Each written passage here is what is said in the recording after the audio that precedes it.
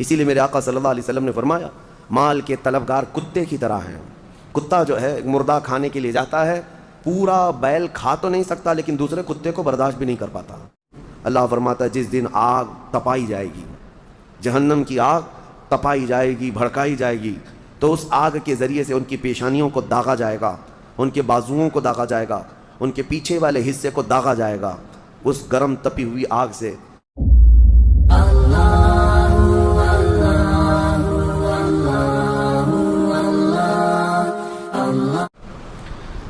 روزہ ایک اعتبار سے جسم کی تمام فاسد اور تمام تر بری بیماریوں کو ختم کرنے کا ذریعہ بھی ہے۔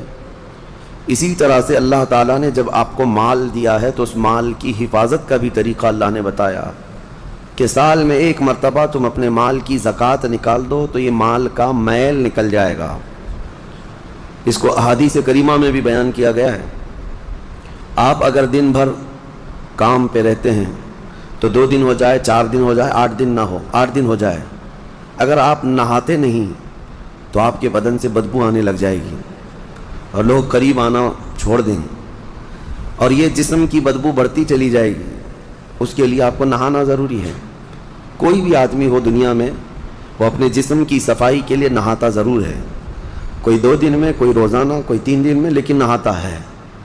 اسی طرح مال کو بہت دنوں تک اگر کوئی جمع کر کے رکھا ہے تو دنیاوی میل اس پر چڑھ جاتا ہے، اور اگر اس کو وہ نہیں پاک کیا تو اس مال کی بدبو اسے ڈس لیتی ہے، اور اس مال کی بدبو اسے بد اخلاق بنا دیتی ہے اور عیاش بنا دیتی ہے۔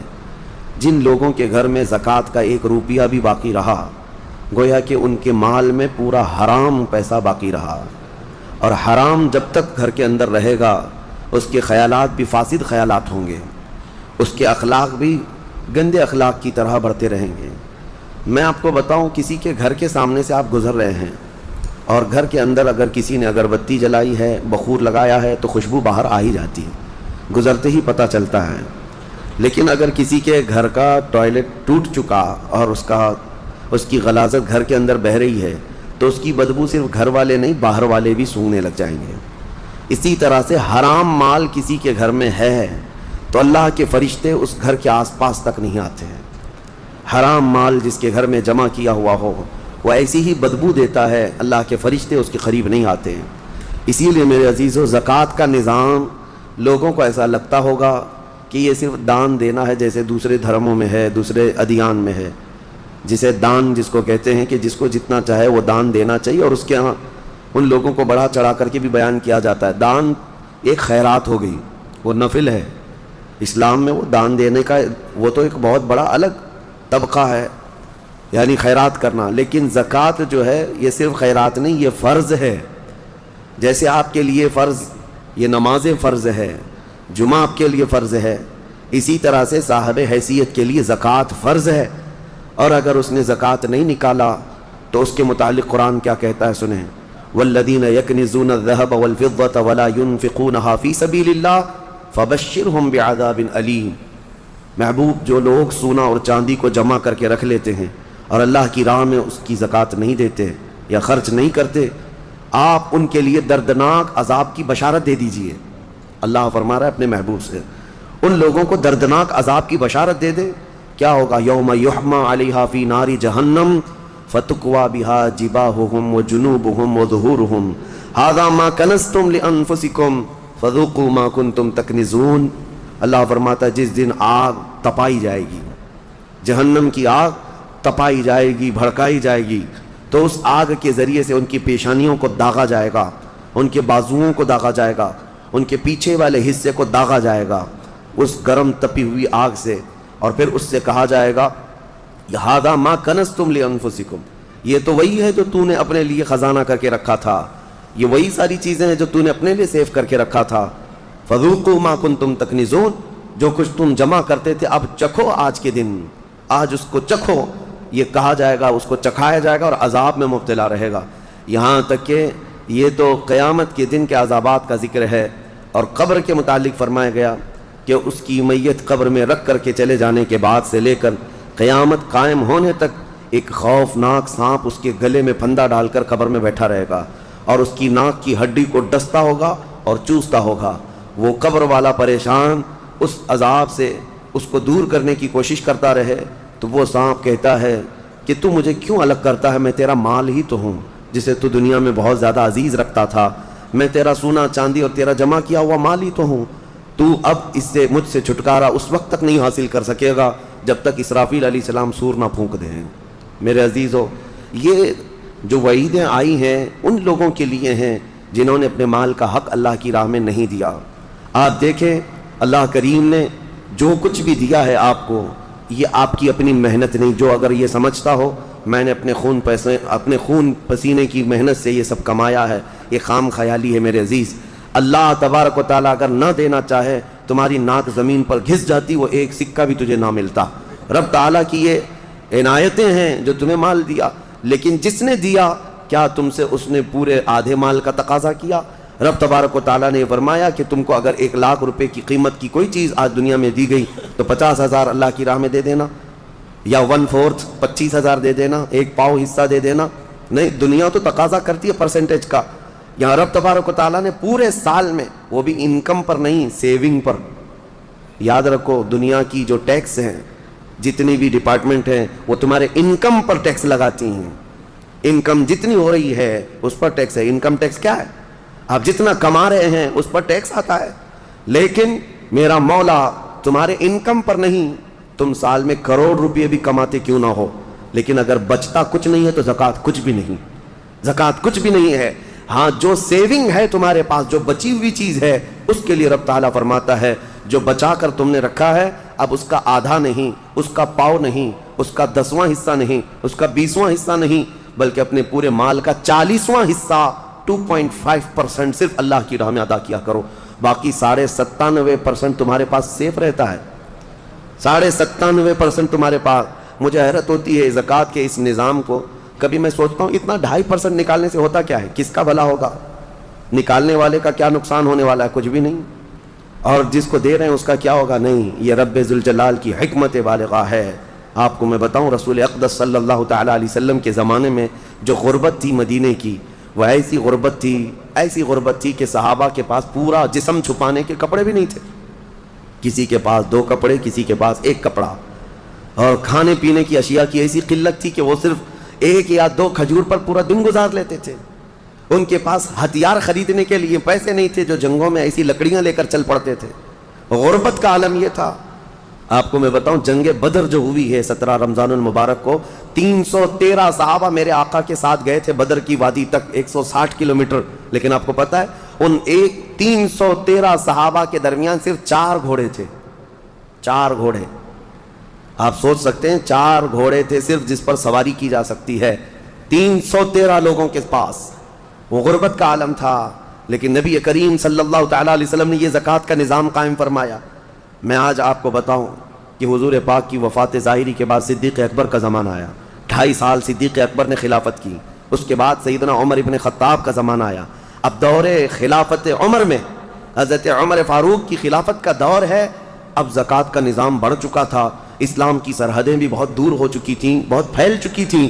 یمن کے گورنر سیدنا معاذ ابن جبل رضی اللہ تعالیٰ عنہ، صحابی رسول ہیں، وہاں کی زکوٰۃ کلیکٹ کرتے ہیں اور وہ زکوٰۃ مدینہ بھیجتے ہیں حضرت عمر کے پاس، خط لکھ کر کے، امیر المومنین، یمن کے غنی حضرات کی یہ زکوٰۃ ہے، فقرائے مدینہ میں اس کو تقسیم کر دیا جائے۔ جب مال مدینے پہنچا، سیدنا عمر فاروق رضی اللہ تعالیٰ عنہ نے لیا، مدینے میں اعلان کیا کہ یمن سے زکوٰۃ آئی ہے، جو مستحقین ہیں وہ آ جائیں۔ 3 دن تک مسلسل اعلان ہوتا رہا، مدینے میں ایک آدمی بھی زکوٰۃ لینے والا رہا ہی نہیں۔ ہر ایک اتنا کیپیبل ہو چکا تھا کہ زکوٰۃ دینے والے تھے، مدینے میں لینے والا کوئی تھا ہی نہیں۔ یہ اتنا جلدی کیسے ریولیوشن آیا؟ اس غریبی سے کیسے لوگ اس منزل تک پہنچے؟ حضرت عمر فاروق رضی اللہ تعالیٰ عنہ نے پوچھا کہ مدینے میں کوئی آنے والا نہیں ہے زکوٰۃ لینے کے لیے؟ یہ وہی مدینہ ہے، جب آئے تھے تو ان کو پانی کی قلت تھی، پانی بھی نہیں پی پا رہے تھے، پیسے دے کر خریدنا پڑتا۔ تو پھر حضرت عمر نے خط لکھ کر کے واپس بھیجا حضرت معاذ بن جبل کو کہ مدینے میں کوئی بھی اب زکوٰۃ کا مستحق نہیں رہ گیا، لہٰذا یمن کے فقیروں میں ہی اس کو تقسیم کر دو۔ حضرت معاذ بن جبل کے پاس یہ مال دوبارہ گیا اور انہوں نے دوبارہ پھر خط لکھ کر کے بھیجا کہ حضور پورے یمن میں بھی کوئی فقیر نہیں رہ گیا۔ یہ نظام مصطفیٰ ہے، یہ نظام مصطفیٰ ہے۔ تم سمجھتے ہو 2.5% سے کچھ نہیں ہوتا؟ بہت بڑا ریولیوشن آتا ہے، بہت بڑا انقلاب آتا ہے، کیونکہ یہ حکم اللہ کا ہے، اور جب یہ صحیح جگہ پر پہنچے گی تو رب ذوالجلال وہ اس کی شان قدرت ہے کہ اس کس غریب کو اٹھا کر غنی بنا دے۔ میرے عزیزو، آج کئی نظام درہم برہم ہے، ہماری زکوٰۃ کا نظام بھی درہم برہم ہے۔ بعض لوگ تو زکوٰۃ کو چاہتے ہی نہیں کہ نکالیں، نعوذ باللہ، وہ عذاب الہی کے شکار ہوں گے۔ وہ چاہے 1 روپیہ بھی بچا کر کے جائیں تو پھر ان کے اوپر یہ قرضہ چڑھا ہی رہے گا مرنے تک، اور موت کے وقت جو اس کے لیے سختیاں ہیں یہ مال کی وجہ سے، اللہ بچائے۔ کچھ کا تو زکوٰۃ پر ایسا معاملہ ہے کہ وہ دینا نہیں چاہتے، اور کچھ ایسے ہیں جو دے تو لیتے ہیں لیکن کہاں دینا ہے یہ نہیں معلوم۔ اس کی وجہ سے یہ نظام ایسا ہو گیا، مستحقین تک زکوٰۃ پہنچتی نہیں، اور کسی جگہ زکوٰۃ جا کر کے جام ہو جاتی ہے، کسی جگہ زکوٰۃ ایک ہی جگہ جا رہی ہے اور وہاں سیف ہوتی گئی، اور جو مستحق تھا وہ مستحق ہی رہ گیا۔ اصل مسئلہ جو ہمارے بیت المال کا تھا وہ نظام ہی نہیں ہے۔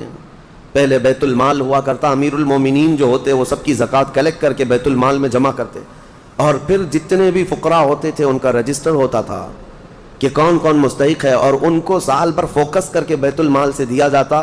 اگلے سال تک وہ فقیروں کا نام رجسٹر میں ہوتا ہی نہیں تھا، کیونکہ ان کو اتنا دیا جا چکا ہوتا کہ وہ اپنا کاروبار کر رہے ہوتے، اپنی تجارت لگا چکے ہوتے، اور دوسرے سال وہ خود اپنی زکوٰۃ لے کر کے بیت المال میں آتے تھے۔ یہ نظام تھا۔ بہرحال عزیزان گرامی وقار، جتنا بھی ہمارے پاس اب بچا ہے نظام، اس میں اللہ رب العزت کے حضور جانے سے پہلے اپنے مال کو اس کی راہ میں اس کے حکم کے مطابق ادا کر دو، ورنہ جو عذاب الہی قارون کو آیا تھا، آپ کو پتہ ہوگا، قارون دنیا کا سب سے بڑا مالدار آدمی، اللہ تعالیٰ نے اس کو بے حساب دولت دی تھی۔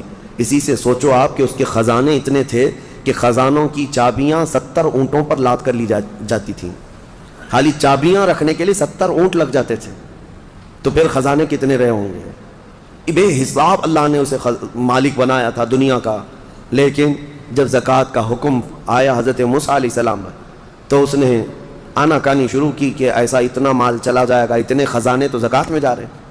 موسیٰ علیہ السلام نے اس کے لیے رعایت کی درخواست کی، تو رب تعالیٰ نے کتنی رعایت کی پتہ ہے؟ کہ قارون کے لیے زکوٰۃ اتنی کہ وہ 1000 میں 1 روپیہ دے، 1000 میں 1 روپیہ دے۔ آج آپ 100 میں 2.5 روپیہ دیتے ہیں، اور اتنے بڑے مالدار کو، کیونکہ رب تعالیٰ بہتر جانتا تھا۔ جب اس نے اس کا بھی کیلکولیشن کیا تو کئی خزانے زکوٰۃ میں نکل رہے تھے۔ اب اس کا دل نہیں مانا کہ اتنے میں خزانے کسی کو مفت میں یوں ہی دے دوں۔ مال ایک ایسی چیز ہے، جب کسی کے دل پر یہ غلبہ کر جاتی ہے تو اپنے باپ کو بھی نہیں تسلیم کرتا، نہ اپنے بیٹے کو تسلیم کرتا۔ اسی لیے میرے آقا صلی اللہ علیہ وسلم نے فرمایا، مال کے طلبگار کتے کی طرح ہیں۔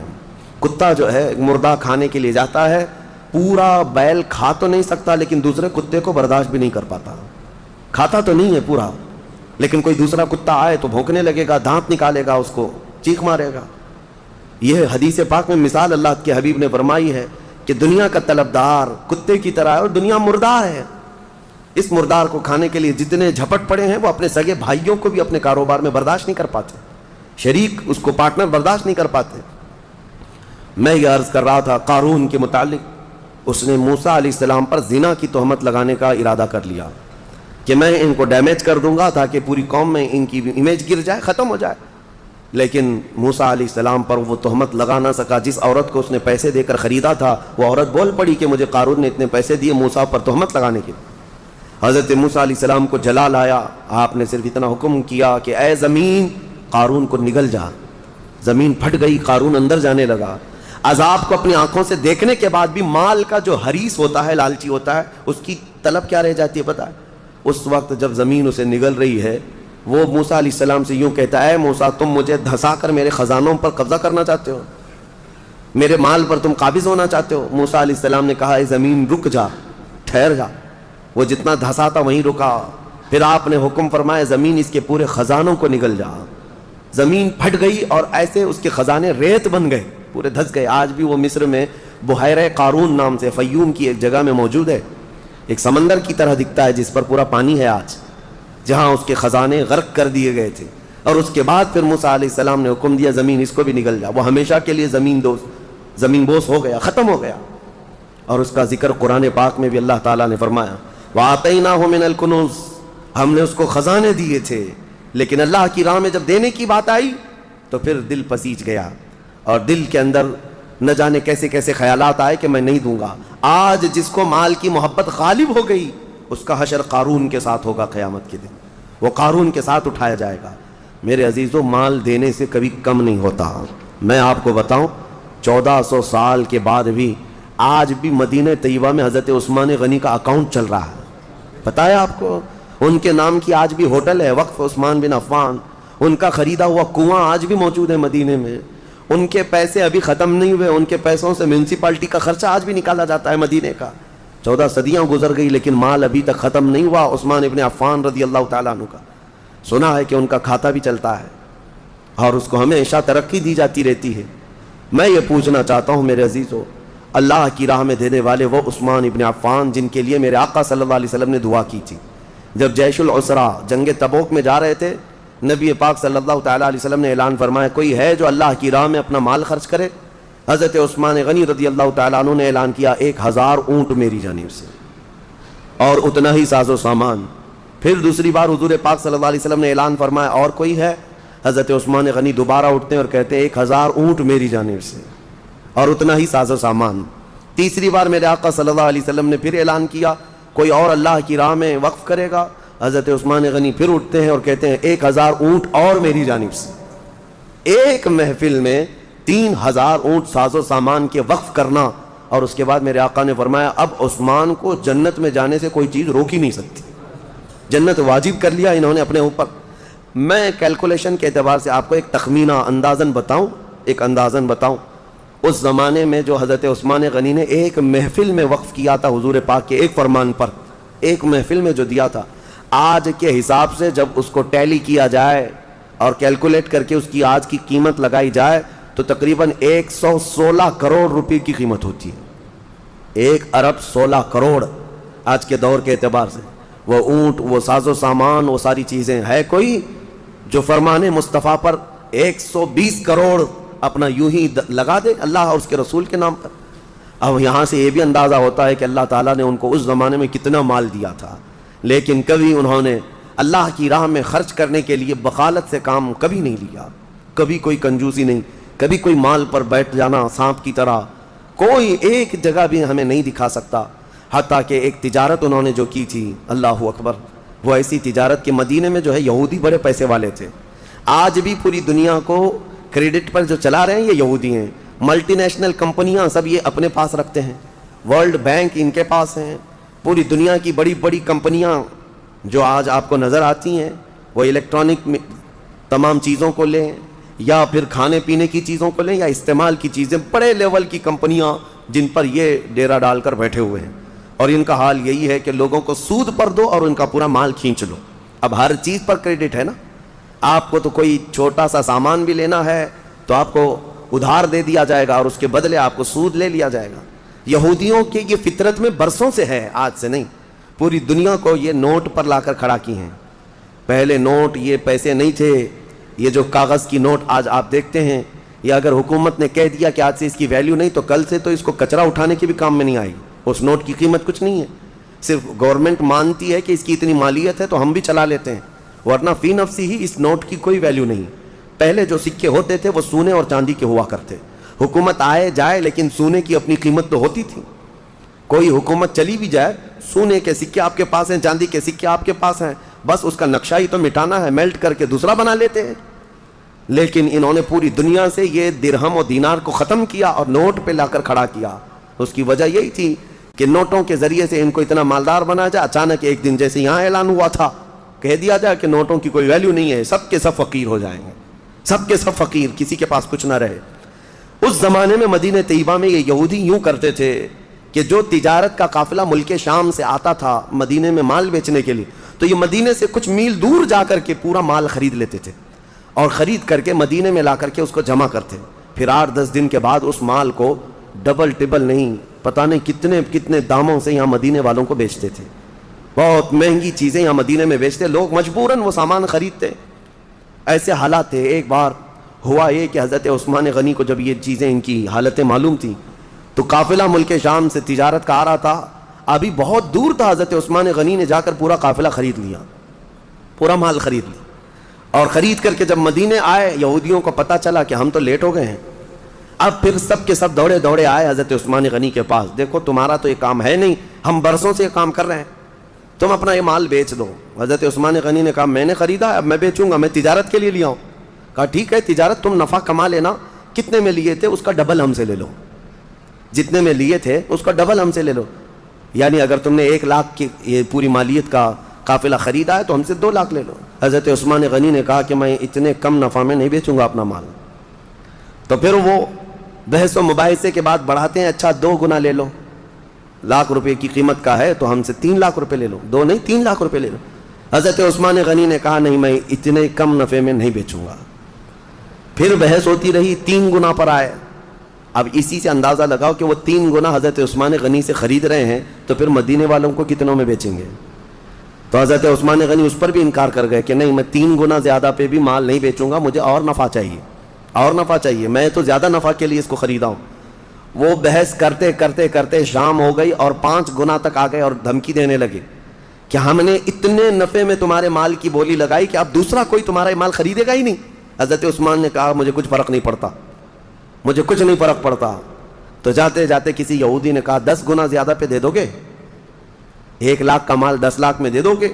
حضرت عثمان غنی نے کہا جاؤ تم اپنے گھر، میں اتنے کم نفع میں نہیں بیچنے والا. یہ کیا بات ہوئی؟ بہت باتیں بنائی حضرت عثمان غنی کے خلاف یہودیوں نے. اس کے بعد 2 دن 1 دن گزرا تھا، مدینے کے ایک میدان میں پورے قافلے کا غلہ، تجارت کا مال سب اتار دیا گیا. حضرت عثمان غنی رضی اللہ تعالیٰ عنہ مدینے میں آئے اور عام اعلان کیا جس کو جس مال کی ضرورت ہے وہ اس میدان میں آئے اور مفت میں لے کر چلا جائے، جس کی جو ضرورت ہے. حضرت عثمان غنی کے اس اعلان پر غربائے مدینہ، فقرائے مدینہ ٹوٹ پڑے. جن کو جس غلے کے اناج کی ضرورت تھی وہ بھر بھر کر لے کر چلے گئے. شام ہوئی تو یہودی آئے اور پوچھنے لگے عثمان یہ کیا کیا تم نے، یہ کیا کیا تم نے؟ ہم 10 گنا زیادہ پر مال خریدنا چاہتے تھے اور تم نے اونے پونے پتہ نہیں مفت میں کیوں بانٹ دیا. حضرت عثمان نے کہا میں نہیں کہتا تھا کہ میں زیادہ نفع چاہتا تھا، تم اتنا نفع نہیں دے سکے گا، تم تو مفت میں دیے. کہا کس نے کہا؟ جھوٹ بات ہے، میں نے مفت میں دیا، میں نے اللہ کے ہاتھ 70 گنا زیادہ فائدے میں بیچا ہے، 70 گنا فائدے میں نے بیچا ہے اپنا مال، اور وہ بھی میرا خریدار خلاق کائنات رب العالمین ہے جو وعدہ خلافی نہیں کرتا. یہ عثمان غنی کا یقین اور توکل تھا اپنے رب کی ذات پر، کیونکہ قرآن میں اللہ نے فرمایا مثل الذین ينفقون اموالهم فی سبیل اللہ کمثل حبۃ انبتت 7 سنابل فی کل سنبلۃ 100 حبہ. انہی کی شان میں یہ آیتیں نازل ہوئی تھی، حضرت عثمان کی شان میں یہ آیتیں نازل ہوئی. اللہ فرماتا ان لوگوں کی مثال جو اللہ کی راہ میں دیتے ہیں ایسے ہی ہے جیسے کسی نے پھلیوں کی ایک بیج بوئی زمین پر. پھلی جانتے ہیں جس میں لمبی لمبی پھلیاں ہوتی ہیں. اللہ تعالیٰ فرماتا ہے پھلیوں کا بیج کسی نے بویا اور پھر جب وہ پودا اگ آیا تو اس پودے میں 70 بالیاں نکلیں، 70 پھلیاں نکلیں، اور ہر پھلی میں 100 بیج، ہر پھلی میں 100 بیج. ایک بیج ڈالا تھا، 70 پھلیاں نکلیں اور ہر پھلی میں 100 بیج. اللہ فرماتا ہے کہ اس کا مطلب یہ ہوا کہ ایک بیج ڈالا تو 70 پھلیاں نہیں آئیں بلکہ 700. اور اللہ تبارک و تعالیٰ فرماتا ہے اس سے بھی زیادہ رب تبارک و تعالیٰ دینے پر قادر ہے. 700 نہیں، 7,000، 70,000، اس سے بھی زیادہ دینے پر رب ذوالجلال قادر ہے. عزیزان گرامی وقار، ہم نے اس نظام کو یوں سمجھ لیا ہے کہ ایک فیشن ہے، برسوں سے چلا آ رہا ہے. کچھ لوگ جو ہے کچھ ٹاول بانٹ دیے، کسی کو لنگیاں بانٹ دیے، کسی کو ٹوپیاں بانٹ دی اور سمجھتے زکوٰۃ ہو گئی، زکوٰۃ ہو گئی. اور کچھ عورتوں کو کپڑے بانٹ دیے، کچھ جگہ پر جو ہے کسی کو افطار کٹ دے دیا، یہ زکوٰۃ ہو گئی. کچھ چیزوں کا دکھاوا کر لینے سے زکوٰۃ نہیں ہوتی. زکوٰۃ کا مال پورا کا پورا حساب کرو، حساب کے ساتھ نکالو اور مستحق تک پہنچاؤ. یا اگر کسی کو وکیل بناتے ہو اپنی زکوٰۃ کا تو پھر اس وکیل کے ذریعے سے مستحق تک اس مال کو پہنچاؤ. آپ کو میں ایک بات بتا دوں، رب ذوالجلال تمہیں دنیا میں بھی کبھی شرمندہ ہونے نہیں دے گا اور آخرت میں بھی.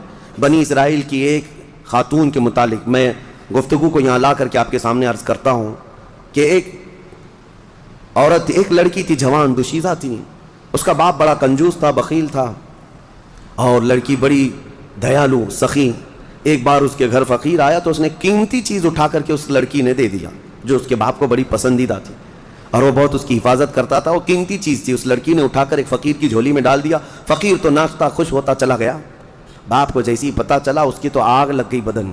پہلے سے تھا بخیل، خرچہ کرتا نہیں تھا، اور اس پر یہ کہ گھر کی سب سے قیمتی چیز لڑکی نے اٹھا کر دی. غصے میں آیا اور اپنی بیٹی کا ہاتھ کاٹ دیا، ہاتھ کاٹ دیا. یہ ظالم تھا. کہا کہ تو نے اٹھا کر دیا کیسے؟ بہرحال بات آئی گئی ہو گئی، جوان ہو گئی، اس کی شادی کی بات تھی، خوبصورت بہت تھی لیکن ہاتھ نہیں تھا، ہاتھ نہیں تھا۔ بہرحال ایک بہت مالدار گھرانے کا ایک نوجوان، اس زمانے کا شہزادہ تھا، اس کو یہ لڑکی پسند آ گئی لیکن ہاتھ دکھایا نہیں۔ جب لڑکی کی پسند چل رہی تھی یا لڑکے کی منہ دکھائی چل رہی تھی تو اس نے ہاتھ اندر چھپا رکھا تھا، کیونکہ دکھائیں گے تو عیب ہے اور جلدی کوئی شادی نہیں کرے گا۔ اسی پر وہ پسند کر لیا اور شادی فکس ہو گئی، لیکن کسی کو پتہ نہیں تھا دولہے کے گھر والوں کو کہ لڑکی کا ہاتھ نہیں ہے۔ وہ اپنے جبے میں اندر چھپائے رہتی اپنے کپڑوں میں۔ پھر چند دنوں کے بعد جب شادی ہوئی، گھر پہنچے، دلہن کو لے جا کر کے وہ اپنے گھر سجا سنوار کر لائے۔ اس کی بڑی ارمان تھی، بڑی خوبصورت عورت میرے گھر آ رہی ہے، اخلاق کی بھی اچھی تھی، سیرت کی بھی اچھی، صورت کی بھی اچھی۔ لیکن رات کو جب دسترخوان پر بیٹھتے ہیں، اب ہاتھ تو تھا نہیں، سب کے سامنے کھانا تو ہے اور سیدھا ہاتھ غائب ہے، کیسے نکالے ہاتھ؟ بائیں ہاتھ سے کھائے تو لوگوں کو پتہ چلے۔ وہ خاموش بیٹھی رہی۔ اب اسے اندازہ ہونے لگا کہ میرا یہ عیب کھل جائے گا، میں کب تک اس کو چھپا کر کے رکھوں گی؟ کب تک؟ میرے گھر کی ماں اور میرے گھر کی عورتوں کے کہنے پر اب تک چھپائی رہی، لیکن اب کب تک چھپاؤں؟ اس کی آنکھوں میں آنسو آ گئے۔ پھر اس کے بعد لوگوں کا اصرار بڑھتا گیا کہ چلو کھاؤ، کھانا تو شروع کرو۔ اس کے دولہا، اس کے شوہر جو نئے نئے ابھی شادی والا تھا، اس نے کہا کہ میری رفیق حیات، ہاتھ نکالو اور کھانا شروع کرو، ہاتھ نکالو۔ ہاتھ نکالنے کو تیار نہیں۔ ہاتھ نکالے تو کیسے؟ ٹوٹا ہوا ہاتھ ہے، میری شادی ٹوٹ جائے گی۔ وہ رو رہی تھی، اچانک غیب سے آواز آئی کہ اے میری بندی، تو ہاتھ نکال، تیرا ہاتھ سلامت ہے۔ اس نے جب ہاتھ نکالا تو اس کا ہاتھ پورا کا پورا سلامت تھا، اور اس نے دسترخوان سے کھانا اٹھایا اور کھانے لگی۔ حیرت میں وہ رو پڑی، سجدے میں گر پڑی۔ اس وقت جو اللہ کے نبی تھے ان کے پاس گئی اور ماجرا بیان کیا۔ اللہ کے نبی نے کہا کہ رب تعالیٰ یہ فرماتا ہے، ہم اس ہاتھ کو کبھی شرمندہ اور ذلیل ہونے نہیں دیتے جو ہمارے راہ میں اٹھا کرتا ہے، جو ہمارے راستے میں اٹھا کرتا ہے، اس ہاتھ کو ہم ذلیل ہونے نہیں دیتے۔ اللہ ہم سب کو وہ ہاتھ عطا فرمائے جو رب ذوالجلال کے راستے میں اٹھا کرے۔ آج بہت سارے لوگ تمہارے انتظار میں ہیں، اللہ نے اگر کچھ دیا ہے تو ان غریبوں کے حلق تر کرو جن کے ہاں آج کوئی چیز نہیں پہنچ پاتی۔ میرے عزیزوں، پیشہ ور فقیروں کو بانٹنے کی میں بات نہیں کر رہا، آج بہت سارے ایسے لوگ ہیں جن کے ہاں افطار بھی نہیں ہے۔ ہم نے سنا اور ہماری طرف سے جو ہو سکتا ہے، ترکی میں، شام میں، یمن میں جو لوگ خدمات کر رہے ہیں، اللہ ان کو سدا سلامت رکھے۔ لیکن کئی گھر ایسے ہیں جو پانی پہ سحری کر رہے ہیں اور پانی پہ افطاری کر رہے ہیں، اس کے علاوہ ان کے پاس کوئی چیز نہیں، کوئی چیز نہیں۔ بہت ساری ایسی خبریں آتی ہیں، عرب دوست جو ہمارے وہاں بیٹھے ہیں وہ کہتے ہیں بچے اتنے مجبور ہو جاتے ہیں کہ رات کے وقت گھاس نکال کر کے کھا لیتے ہیں اپنے پیٹ کو۔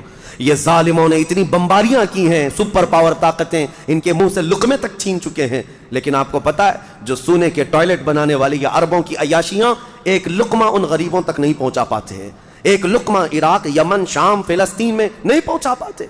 لیکن آپ حضرات اگر اپنا مال پہنچا نہیں بھی سکتے تو کم از کم ان غریبوں کا احساس تو کرو، احساس کرو۔ جب اللہ تعالیٰ تمہیں شام کے وقت دسترخوان میں کیا نہیں عطا کرتا، ہر طرح کی نعمت تمہارے دسترخوان میں افطار میں ہوتی ہے، تم اپنے پیٹ بھر لیتے ہو، اس وقت دعاؤں میں غربائے امت کو یاد کرو۔ اے اللہ، تیرے حبیب کی وہ بھی امت ہے جن کے حلق آج تر نہیں ہو پاتے، اور میرے دسترخوان کو تو نے نعمتوں سے بھر دیا ہے۔